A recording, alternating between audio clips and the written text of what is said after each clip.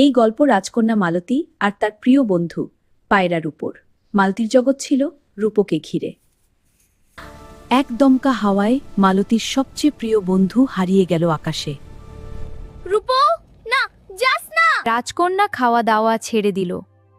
সারা রাজ্যে ঢোল পিটিয়ে ঘোষণা হলো, শোনো শোনো রাজ্যবাসী, যে ব্যক্তি রাজকন্যার পায়রা রূপকে খুঁজে আনতে পারবে, রাজা তাকে 100 স্বর্ণমুদ্রা পুরস্কার দেবেন। ওদিকে নদীর ধারে থাকত গরিব জেলের ছেলে অনন্ত।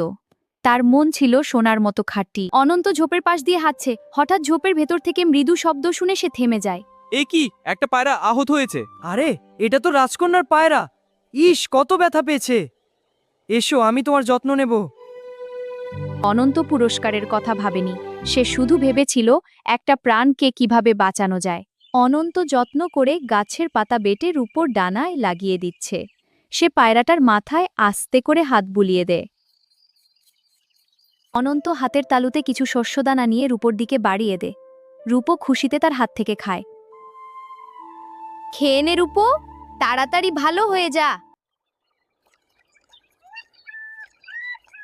অনন্ত দীর্ঘশ্বাস ফেলে রূপোর দিকে তাকায়, তার চোখ ছলছল করে। তোর আসল ঘর তো ওখানে রে রূপো।